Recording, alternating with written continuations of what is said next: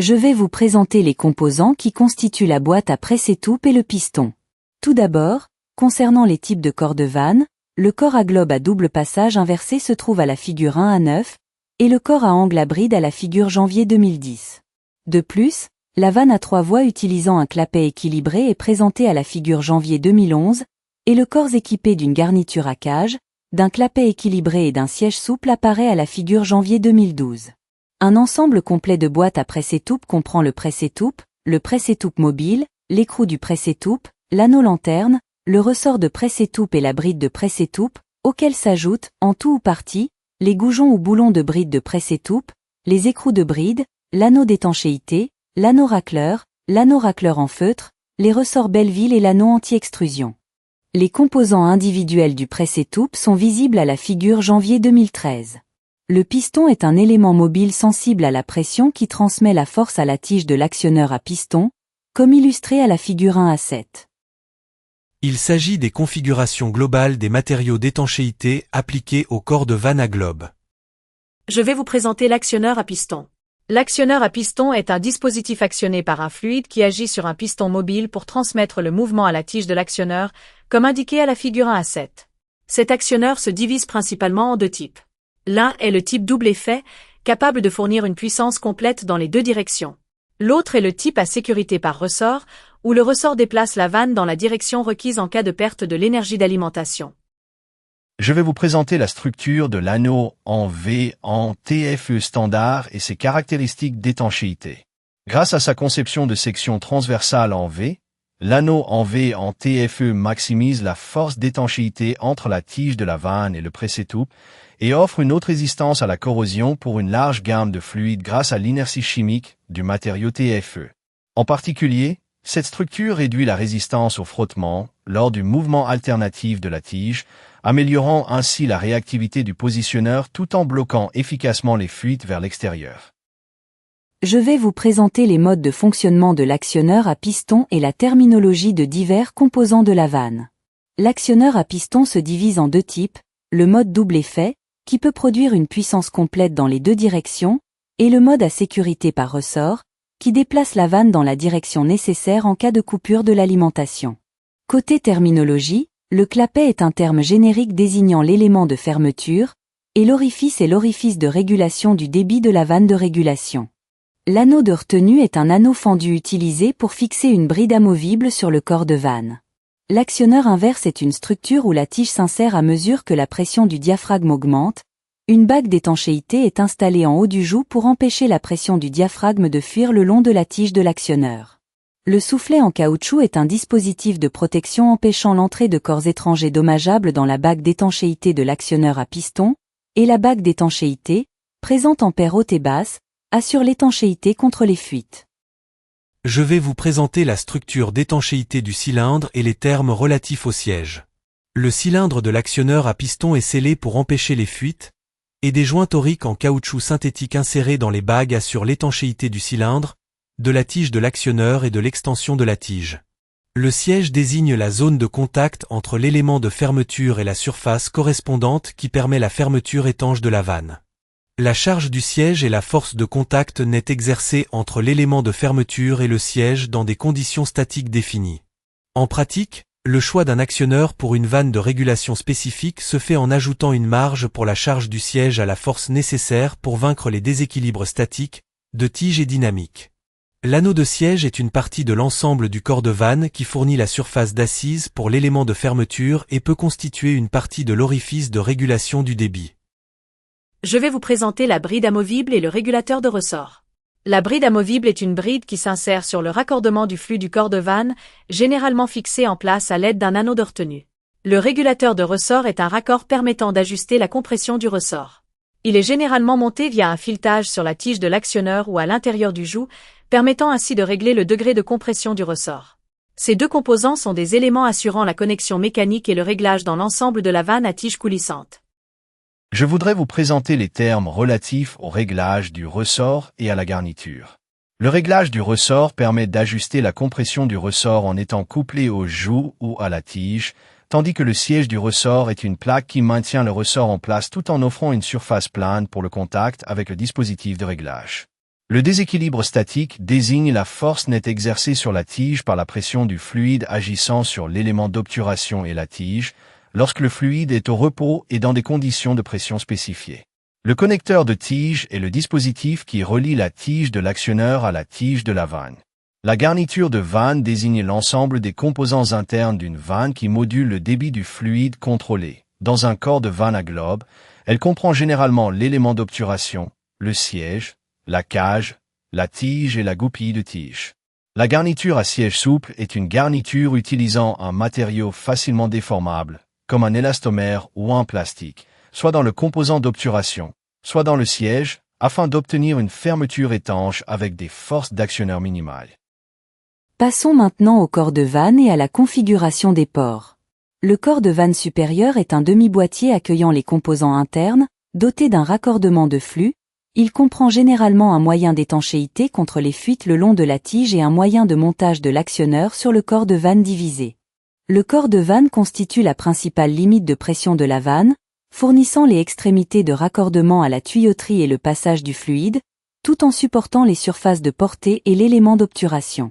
Parmi les structures de corps les plus courantes, on trouve le corps à port unique, composé d'un port et d'un clapet, le corps à double port, avec 2 ports et un clapet, le corps à 2 voies, doté de 2 raccordements de flux, un entrée et un sortie, et le corps à 3 voies, avec 3 raccordements, soit 2 entrées et une sortie, pour la convergence ou le mélange, soit une entrée et 2 sorties, pour la divergence ou la distribution. Le corps de vanne est un composant essentiel qui sert de limite de pression principale, fournit les raccordements de tuyauterie et le passage du fluide, et supporte la surface de portée et l'élément d'obturation. Sur le terrain, on l'appelle souvent simplement corps, mais il est plus précis de parler d'ensemble corps de vanne lorsqu'on inclut l'ensemble du chapeau et les composants de la garniture interne. L'ensemble corps de vanne se compose du corps de vanne, de l'ensemble du chapeau, de la bride inférieure si elle est utilisée, et des éléments de garniture. La garniture inclut l'élément d'obturation qui ouvre, ferme ou obstrue partiellement un ou plusieurs pores. Le clapet de vanne, aussi appelé simplement clapet, est un autre terme pour désigner l'élément d'obturation. La tige de vanne, dans une vanne à mouvement linéaire, relie la tige de l'actionneur à l'élément d'obturation, et le joug est la structure qui relie rigidement l'unité de puissance de l'actionneur à la vanne. Avec ces éléments, nous terminons les termes relatifs à la tige coulissante pour passer aux termes spécifiques aux vannes de régulation à arbre rotatif. Passons maintenant à vanne rotative. À partir d'ici, nous abordons les termes applicables uniquement aux vannes de régulation à arbre rotatif. Tout d'abord, le levier de l'actionneur est une pièce en forme de bras fixée à l'arbre de la vanne rotative, qui convertit le mouvement linéaire de la tige de l'actionneur en force rotative pour positionner le disque ou la bille. Ce levier est normalement solidement fixé à l'arbre, par exemple via des cannelures à tolérance étroite, afin de minimiser le jeu et le mouvement perdu. Ensuite, la bille pleine est un élément de régulation du débit utilisant une sphère complète traversée par un passage de fluide dont la section est égale ou correspondante au diamètre de la tuyauterie. Ce schéma est un exemple de structure de vanne à arbre rotatif, représentant une vanne papillon à disque conventionnel. Le disque conventionnel régule le débit par la rotation d'un disque symétrique à travers le passage du fluide, ce qui est la forme de disque la plus courante pour les vannes papillons.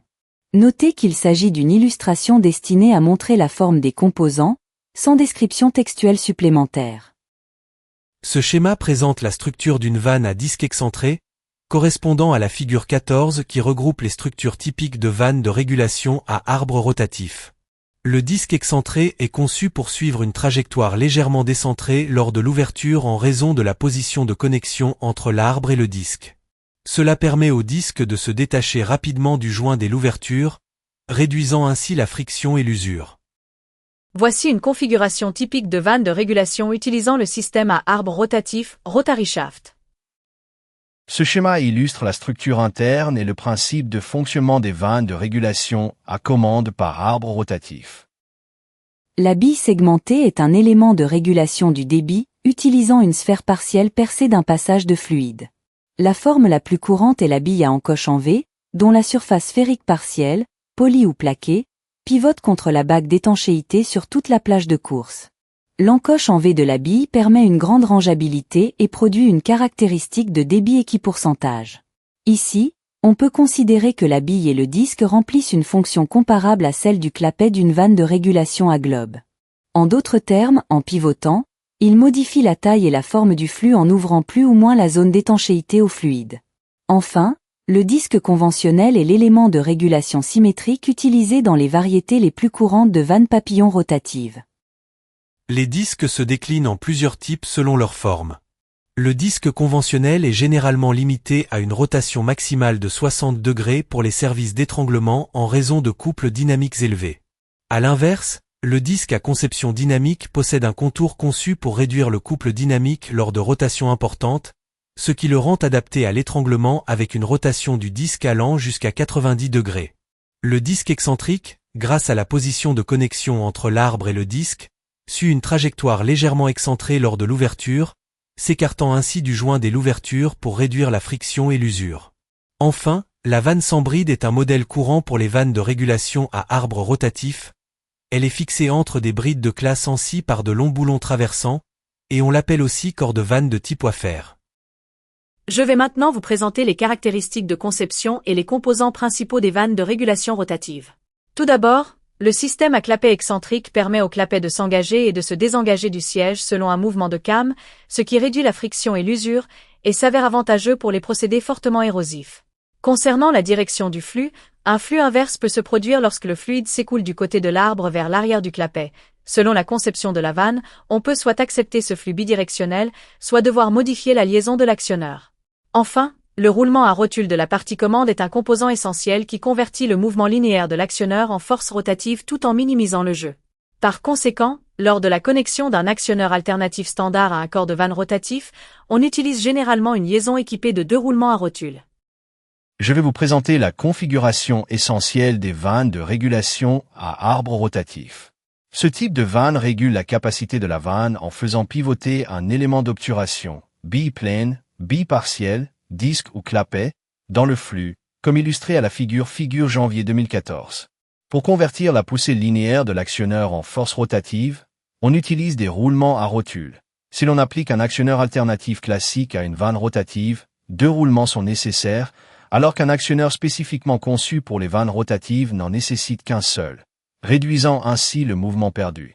L'élément correspondant au siège d'une vanne à globe est la bague d'étanchéité, et la position du disque ou de la bille par rapport à cette bague détermine l'aire de passage et la capacité pour un incrément de rotation donné. Certaines conceptions de bagues d'étanchéité permettent même un flux bidirectionnel. Enfin, l'élément correspondant à la tige d'une vanne à globe est l'arbre, qui positionne le disque ou la bille lors de sa rotation. Comme nous l'avons vu, la rotation de l'arbre détermine la position du disque ou de la bille dans le flux pour contrôler la capacité de la vanne. Le joint glissant est le joint du cylindre inférieur d'un actionneur pneumatique à piston conçu pour les vannes rotatives. Il permet à la tige de l'actionneur de se déplacer verticalement et latéralement sans fuite de pression du cylindre inférieur. Concernant la direction du flux, dans les vannes à arbre rotatif dotées d'une bague d'étanchéité ou d'une bague de flux distincte, on appelle flux standard ou flux avant, la direction où le fluide entre dans le corps de vanne par la tuyauterie adjacente à la bague d'étanchéité et ressort du côté opposé, par opposition au flux inverse.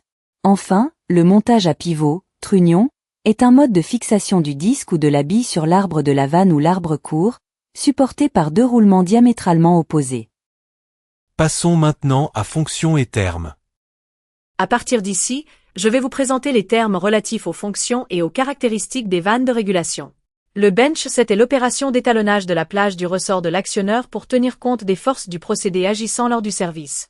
La capacité désigne le débit traversant une vanne dans des conditions données, et le débit de clairance correspond au flux inférieur au débit minimum contrôlable lorsque l'élément d'obturation n'est pas en appui sur le siège. L'étendue de pression du diaphragme est la différence entre les valeurs hautes et basses de la plage de pression du diaphragme. Elle peut être exprimée comme une caractéristique inhérente ou une caractéristique installée. Un actionneur à double effet est un type d'actionneur dans lequel l'énergie est fournie dans les 2 directions. Le déséquilibre dynamique désigne la force nette produite sur le clapet dans n'importe quelle position ouverte donnée par la pression du fluide qui s'exerce sur lui, et la surface efficace correspond à la partie de la surface totale du diaphragme qui contribue réellement à produire la force sur la tige. La surface efficace d'un diaphragme varie pendant la course de la vanne, étant généralement maximale au début et minimale à la fin de la plage de course. Les diaphragmes moulés sont recommandés car leur variation de surface efficace est plus faible que celle des diaphragmes en feuille plate. La caractéristique de débit à pourcentage égal suit la définition donnée dans la terminologie du contrôle de procédé. Voici ensuite les comportements liés à la sécurité. Le fail closed est une condition où l'élément d'obturation se déplace vers la position fermée en cas de perte de la source d'énergie d'actionnement, tandis que le fail open correspond au déplacement vers la position ouverte. Le fail safe désigne la caractéristique d'une vanne et de son actionneur qui, lors d'une perte d'alimentation en énergie, amène l'élément d'obturation à être complètement fermé, complètement ouvert ou à maintenir sa dernière position, selon la position définie comme nécessaire pour protéger le procédé.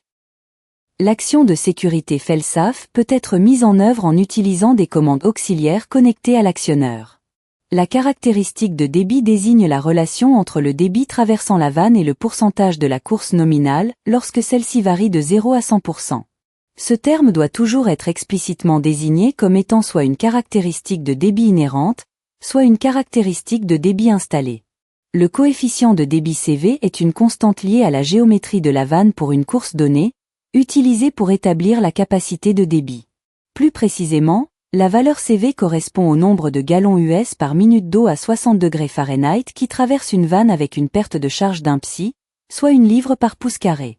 Une vanne à haute récupération désigne une conception dont le contour interne est profilé et où la turbulence est minimale, dissipant ainsi très peu d'énergie du flux. Une vanne à haute récupération est une vanne où, grâce au contour interne profilé, la pression en aval de la vena contracta récupère un pourcentage élevé de sa valeur d'entrée. Les vannes à flux direct, telles que les vannes à boisseau sphérique à axe rotatif, sont typiquement des vannes à haute récupération. La plage de pression inhérente du diaphragme désigne les valeurs hautes et basses de la pression appliquée au diaphragme pour produire la course nominale du clapet lorsque le corps de vanne est à la pression atmosphérique. Cette plage est souvent appelée plage de bench set, car c'est la plage selon laquelle la vanne effectue sa course lorsqu'elle est posée sur l'établi. Enfin, la caractéristique de débit inhérente désigne la relation entre le débit et la course de l'élément d'obturation lorsqu'il se déplace de la position fermée jusqu'à la course nominale, avec une perte de charge constante aux bornes de la vanne. Je vais maintenant vous présenter la plage de pression du diaphragme et la caractéristique de débit en conditions installées. La plage de pression installée du diaphragme désigne les valeurs hautes et basses de la pression appliquée au diaphragme pour produire la course nominale alors que des conditions spécifiées agissent dans le corps de vanne. Pour une même vanne, la plage de pression inhérente du diaphragme peut différer de la plage de pression installée en raison des forces du procédé s'exerçant sur l'élément d'obturation. La caractéristique de débit installé désigne la relation entre le débit et la course de l'élément d'obturation lors du passage de la position fermée à la course nominale, alors que la pression différentielle aux bornes de la vanne est influencée par les variations des conditions du procédé. Les fuites sont traitées dans la section sur les fuites de siège, la caractéristique linéaire dans la section sur la caractéristique linéaire du contrôle de procédé, et la vanne à basse récupération désigne une conception de vanne qui dissipe une quantité considérable d'énergie du flux en raison de la turbulence créée par les contours du passage du fluide. Ensuite, je vais vous présenter les caractéristiques de récupération de pression, la caractéristique de débit parabolique modifié, ainsi que la structure de fermeture. Dans les vannes à faible récupération, la pression en aval de la vena contracta ne se rétablit qu'à un pourcentage plus faible par rapport à la valeur d'entrée. Bien que les conceptions varient, les vannes classiques de type globe présentent généralement cette caractéristique de faible récupération de pression. La caractéristique de débit parabolique modifié est une caractéristique de débit intrinsèque qui offre une caractéristique à pourcentage égal pour les faibles courses de l'élément d'obturation et une caractéristique approximativement linéaire pour les parties supérieures de la course de l'élément d'obturation. Pour les vannes normalement fermées, veuillez vous référer au fail closed et pour les vannes normalement ouvertes, au fail open. La structure push-down to close est une configuration de vanne de type globe dans laquelle l'élément d'obturation est situé entre l'actionneur et le siège, de sorte que l'extension de la tige de l'actionneur déplace l'élément d'obturation vers le siège, fermant ainsi la vanne. Ici, je vais vous présenter la structure d'ouverture et la rangeabilité. Le push-down to close s'applique également aux vannes à arbre rotatif. Dans ce cas, l'extension linéaire de la tige de l'actionneur déplace la bille ou le disque vers la position fermée, c'est pourquoi on l'appelle aussi action directe. À l'inverse, la structure push-down to open est une configuration de type globe où le siège est situé entre l'actionneur et l'élément d'obturation. Lorsque la tige de l'actionneur s'allonge, L'élément d'obturation s'éloigne du siège et la vanne s'ouvre. Lorsqu'elle est appliquée à un arbre rotatif, l'extension de la tige déplace la bille ou le disque vers la position ouverte, et on l'appelle action inverse. Pour la caractéristique de débit à ouverture rapide, vous pouvez vous référer à la terminologie du contrôle de processus. La rangeabilité est définie comme le rapport entre le coefficient de débit CV le plus élevé et le CV le plus bas, dans la plage où l'écart par rapport à la caractéristique de débit spécifiée ne dépasse pas les limites fixées. Nous allons maintenant aborder l'expression quantitative de la rangeabilité et les termes relatifs au coefficient de débit. Si une vanne de régulation continue de réguler efficacement même lorsque le débit augmente jusqu'à 100 fois le débit minimum contrôlable, sa rangeabilité est de cent pour 1. La rangeabilité peut également être exprimée comme le rapport entre le débit maximum contrôlable et le débit minimum contrôlable. Le coefficient de débit nominal, c'est-à-dire le CV à la course nominale, désigne le coefficient de débit de la vanne lorsqu'elle est à sa course nominale. La course nominale est la distance de déplacement de l'élément d'obturation de la position fermée à la position nominale complètement ouverte, cette dernière étant l'ouverture maximale recommandée par les fabricants. Le coefficient de débit relatif est le rapport entre le CV à une course donnée et le CV à la course nominale. Je vais maintenant vous présenter la fuite au siège, la raideur du ressort, la force déséquilibrée de la tige et la vena contracta. La fuite au siège est la quantité de fluide traversant la vanne lorsqu'elle est en position complètement fermée, avec une pression différentielle et une température spécifiée. Les classifications de classes de fuite en scie sont résumées au chapitre 5. La raideur du ressort est la variation de force par unité de variation de longueur du ressort. Pour les vannes de régulation à diaphragme, elle est généralement exprimée en livre-force par pouce de compression. La force déséquilibrée de la tige désigne la force nette produite sur la tige de la vanne, quelle que soit sa position, par la pression du fluide qui s'exerce sur elle. La vena contracta est la section d'un flux où la vitesse du fluide est maximale et où la pression statique du fluide et la section transversale sont minimales. Dans une vanne de régulation, la vena contracta se produit généralement juste en aval de la restriction physique réelle. Enfin, je vais vous présenter d'autres termes de contrôle de processus et des abréviations de normes qui n'ont pas été traités précédemment. Parmi les termes cités ici, ceux marqués d'un astérisque sont tirés de la norme ISA 51.1, terminologie de l'instrumentation de processus, et les autres sont des termes largement utilisés dans l'industrie des vannes de régulation. ANSI est l'abbréviation de All-American National Standards Institute, API pour All-American Petroleum Institute, ASME pour All-American Society of Mechanical Engineers ASTM pour All-American Society for Testing and Materials. Un système de contrôle automatique désigne un système de contrôle qui fonctionne sans intervention humaine. Le diagramme de Bode est une représentation graphique des valeurs du rapport d'amplitude logarithmique et de l'angle de phase sur une base de fréquence logarithmique pour une fonction de transfert, et c'est la forme la plus courante pour représenter graphiquement les données de réponse en fréquence. Nous expliquons ici, par des représentations graphiques, divers termes techniques utilisés dans les systèmes de contrôle. Je vais vous présenter les termes relatifs à l'étalonnage qui servent de référence pour quantifier les performances d'une vanne de régulation. Tout d'abord, le diagramme de Bode est une représentation graphique du rapport d'amplitude logarithmique et de l'angle de phase de la fonction de transfert sur un axe de fréquence logarithmique. C'est la méthode la plus courante pour présenter graphiquement les données de réponse en fréquence. Ensuite, la courbe d'étalonnage représente la sortie en régime permanent d'un appareil en fonction de son entrée en régime permanent, et elle est généralement exprimée en pourcentage de l'étendue de la sortie par rapport au pourcentage de l'étendue de l'entrée. Le cycle d'étalonnage désigne le processus consistant à appliquer des valeurs connues de la variable mesurée et à enregistrer les valeurs de sortie correspondantes sur toute la plage de l'instrument, tant dans le sens croissant que décroissant. Grâce à cette courbe d'étalonnage obtenue en faisant varier l'entrée dans les deux directions, on peut mesurer l'hystérésis. Je vais maintenant vous présenter d'autres termes de contrôle de processus fréquemment rencontrés dans les vannes de régulation et l'instrumentation. Le débit de clairance, ou débit de fuite, désigne le débit inférieur au débit minimum contrôlable lorsque l'élément d'obturation n'est pas en contact avec le siège. Un contrôleur est un dispositif qui fonctionne automatiquement pour réguler une variable contrôlée. Concernant les grandeurs thermodynamiques, nous avons l'enthalpie et l'entropie. L'enthalpie est la somme de l'énergie interne d'un corps et du produit de son volume par la pression, exprimée par H égale U plus PV, et elle est également appelée contenu thermique. L'entropie est une mesure théorique de l'énergie qui ne peut pas être transformée en travail mécanique dans un système thermodynamique. Le signal de rétroaction est le signal de retour résultant de la mesure de la variable directement contrôlée. Pour une vanne de régulation équipée d'un positionneur, ce signal est généralement une indication mécanique de la position de la tige de l'élément d'obturation renvoyé au positionneur. Enfin, FCI est l'abréviation de Fluid Control Institute. Abordons à présent les termes relatifs au comportement dynamique et à la stabilité des vannes.